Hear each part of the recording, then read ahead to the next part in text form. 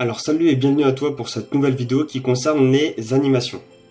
Donc je le rappelle, c'est la 4e vidéo de la formation comment réaliser un montage vidéo. Donc si tu veux aller voir les autres, je te conseille de te rendre dans la description. Donc pour information, donc c'est la 4e sur les 10. Donc on a déjà fait une petite introduction, une petite présentation de l'outil, comment ça fonctionne, les petits paramètres, les préférences, les raccourcis, etc. Le petit montage de base, et maintenant c'est les animations. Donc on se retrouve tout de suite.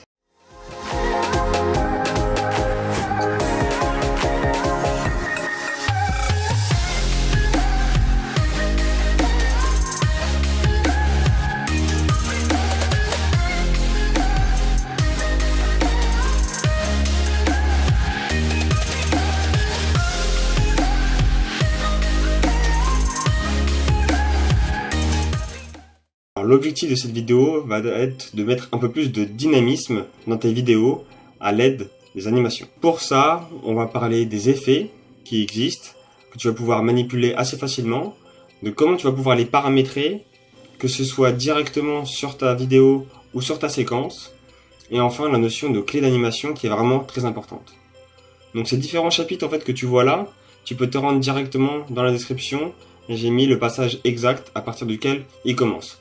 Donc si tu reviens la prochaine fois, tu pourras te rendre directement dessus, ça sera beaucoup plus rapide. Ok, donc c'est parti. Donc pour mettre en place les animations, c'est simple, il faut d'abord que tu sélectionnes le fichier que tu vas vouloir modifier. Donc dans notre cas, on va cliquer sur notre vidéo, et automatiquement, dans Options d'effets, des nouveaux paramètres vont s'afficher.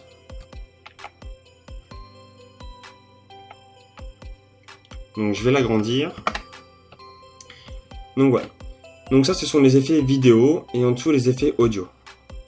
Donc pour commencer, tu vas avoir tout ce qui va être trajectoire, position et échelle. Donc on va voir comment ça fonctionne.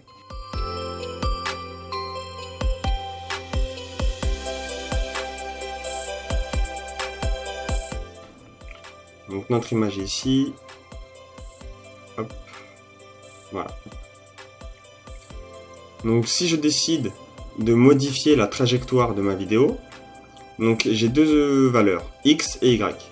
Donc si je décale X, je décale à l'horizontale, et Y à la verticale.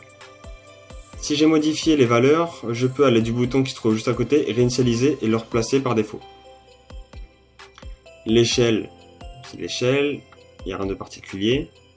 La rotation, non plus. Le point d'ancrage. Alors le point d'ancrage, si je clique au niveau du petit rectangle qui se trouve à côté de trajectoire, hop, ça va me sélectionner ma vidéo. Et au milieu, on peut voir qu'il y a un petit point, ça va être le point d'ancrage. Ce point en fait va te permettre de modifier l'effet par rapport à ce point. Donc je m'explique. Imaginons que tu veux faire une rotation. Donc là, si j'applique une rotation sur ma vidéo, le point d'ancrage se trouve au milieu. Si jamais je déplace le point d'ancrage, la rotation que je vais faire va se retrouver autour du point d'ancrage. C'est vraiment cette notion-là qu'il faut que tu comprennes. Donc c'est assez intéressant. Donc là, je vais le remettre au centre. Voilà. On va faire hop, voilà. Et c'est assez utile. Imaginons que tu veux faire un zoom à un endroit. Et en fait, tu vas déplacer ton point d'ancrage, par exemple sur ma tête. Tu vas déplacer l'échelle, donc tu vas faire un zoom. Et le zoom, hop, va s'appliquer directement sur moi. Ok. Donc voilà. Donc on verra un peu plus loin comment on va pouvoir l'utiliser.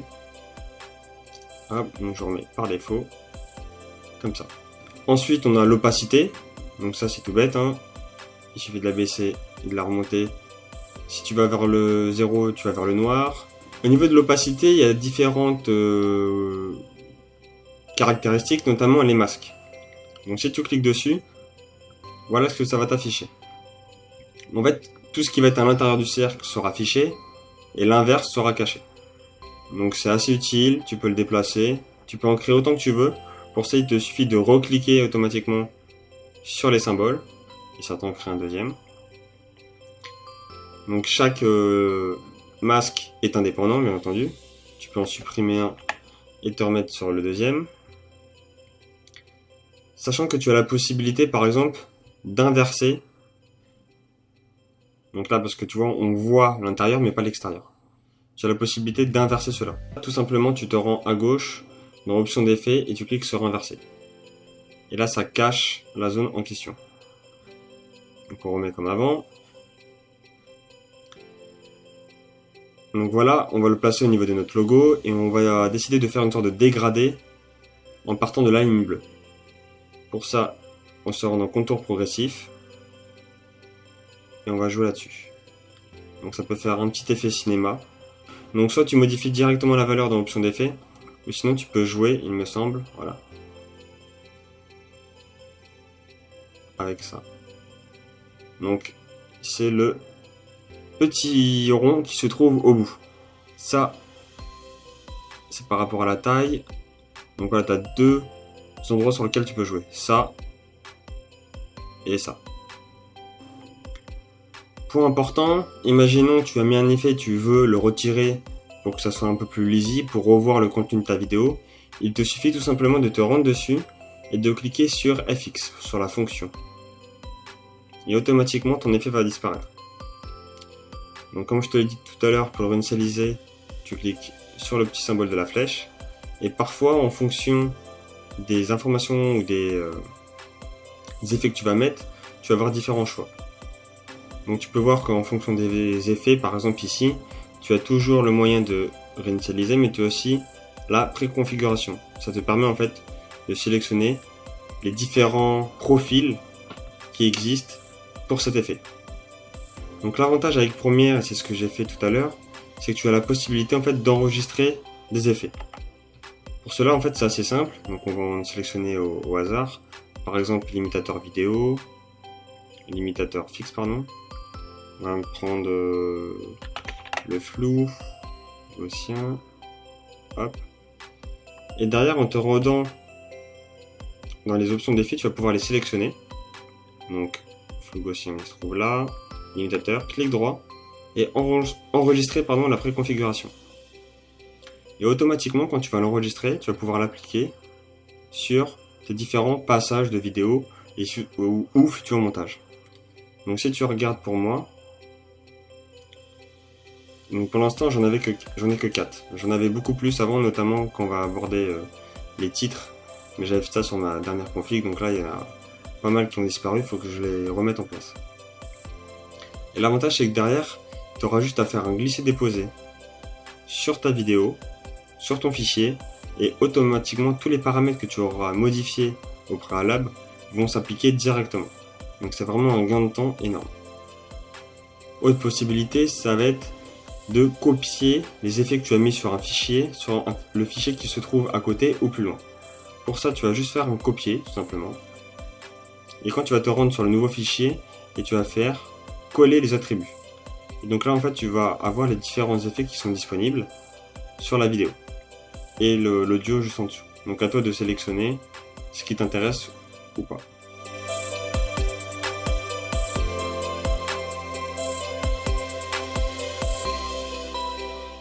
Donc les paramètres que je t'ai montré tout à l'heure au niveau des options d'effets sont accessibles aussi, en tout cas une partie, directement sur ton fichier. Donc là tu as le petit FX. Il suffit de faire un clic droit, trajectoire, voilà par exemple, donc tu as l'échelle, la rotation, l'opacité, la vitesse et le flou. Seulement en fait quand tu vas le sélectionner, par exemple là je décide de modifier ma vitesse, je clique dessus. Alors là, on va faire un petit zoom parce que c'est vraiment tout petit.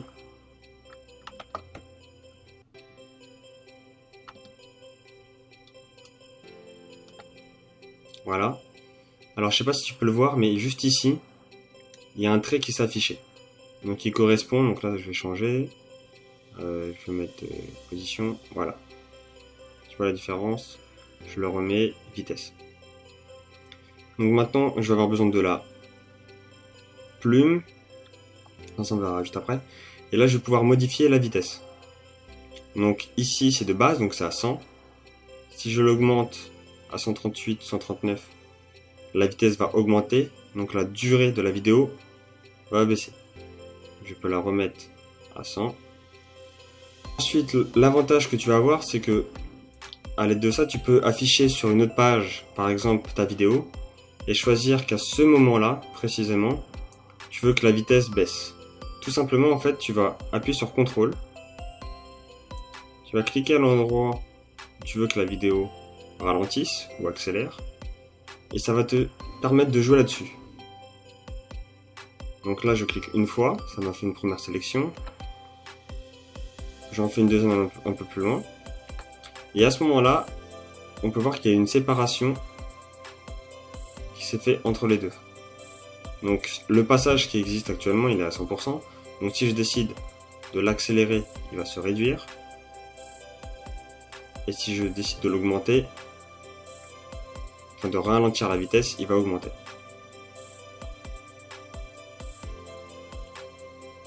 Donc c'est vraiment un coup de main à prendre. Je dois vous avouer que moi j'utilise directement les options d'effet, c'est vraiment beaucoup plus simple. Ensuite, autre chose intéressante, ça va être au niveau du symbole qui se trouve juste au-dessus. Pour par exemple atténuer la vitesse, vous allez pouvoir augmenter la taille. Hop. Et hop. Donc de cette manière, si on se rend sur la vidéo, on va voir que la vidéo va accélérer, puis ralentir. Donc voilà, c'est très rapide. Bien entendu, vous pouvez jouer ça sur une distance beaucoup plus grande. Hop. Que ce soit peut-être un peu plus subtil.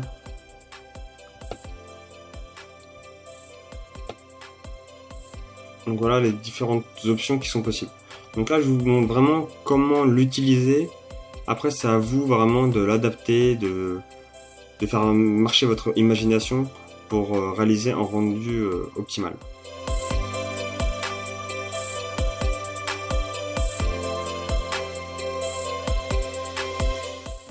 Donc maintenant, on va parler des clés d'animation. Donc les clés d'animation, qu'est-ce que c'est? Ça va vous permettre de sélectionner un effet et de le positionner à un instant T. Je m'explique. Par exemple, on va choisir que cette vidéo, je veux qu'à partir de ce moment-là, la vidéo se déplace sur le côté. Pour ça, je vais sélectionner la petite horloge qui se trouve à côté. Et lorsque je vais cliquer dessus, ça va enregistrer la position actuelle juste ici. Donc voilà, il y a une petite clé qui se trouve là. Et lorsque je vais me déplacer, je vais choisir qu'à cet instant-là, mon image va se retrouver ici.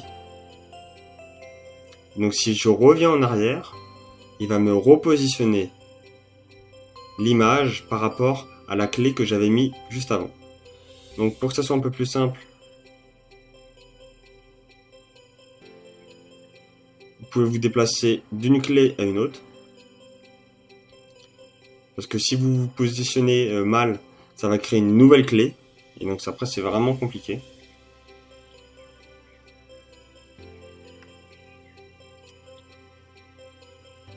Donc vous avez la possibilité de créer autant de clés que vous le désirez pour chaque effet. Donc là je l'ai fait uniquement sur la position. Hop.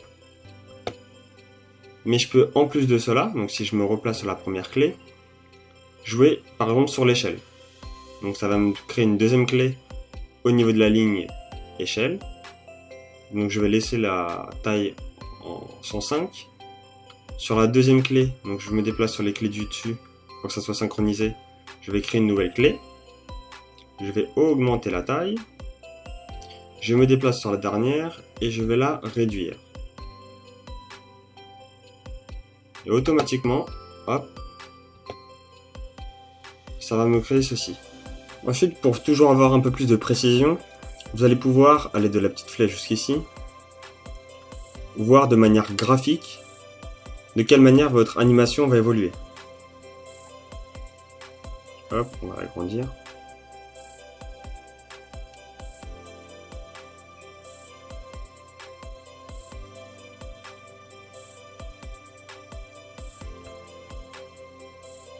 Donc à ce moment-là, on se rend compte par exemple qu'au niveau de la vitesse de déplacement, je me rends sur l'image, est vraiment très rapide. Donc à ce moment-là, vous allez pouvoir jouer sur le type de clé que vous voulez mettre en place. Donc là, c'est des clés de base, mais vous pouvez les modifier. Donc il y a différents types de clés.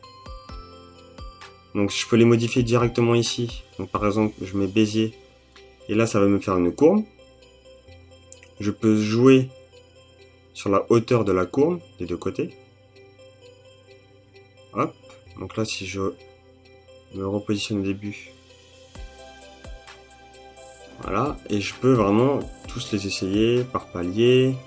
Et enfin, une fois que vous avez fini, vous pouvez enregistrer ou sinon revenir sur les éléments par défaut en supprimant directement toutes les animations. Donc vous dites oui, il revient par défaut. Hop, supprimer, ok. Et là vous êtes revenu sur l'état de base. Autre élément important, c'est que vous avez la possibilité, notamment pour tout ce qui va être position et échelle, de modifier directement sur l'image.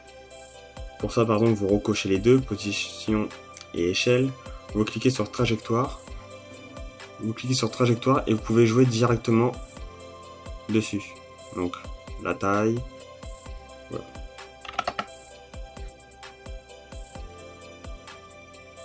La taille et le placement. Vous pouvez aussi même modifier le point d'ancrage. Donc hop, vous faites un zoom, vous l'agrandissez, vous déplacez le point d'ancrage, et vous pouvez même le déplacer, la vidéo à un instant T, modifier les points d'ancrage, la taille, et à ce moment-là il y a vraiment toutes les possibilités d'animation possibles. Donc voilà, donc on arrive à la fin. Donc j'espère que vous avez aimé la vidéo, que vous avez pris pas mal de choses. Donc au niveau des animations. Donc je sais que j'ai pas donné vraiment de cas concrets dans quelle manière on va pouvoir les utiliser. Ça va venir plus tard. Là c'est vraiment sur le paramétrage, comment modifier, mettre les paramètres par défaut, les éléments clés, savoir que ça commence par exemple à 1 seconde et que vous pouvez modifier la taille, l'échelle, etc. Il y a d'autres effets que vous allez pouvoir appliquer, ça va être utile notamment pour les transitions, pour les titres. Donc tout ça on verra ça plus tard. En tout cas j'espère que vous avez appris des choses. Donc n'oubliez pas de lâcher un petit pouce bleu, de vous abonner pour les prochaines vidéos. Et si celle-ci vous a plu, rendez-vous en description pour voir la suite ou juste après l'intro. Allez, ciao!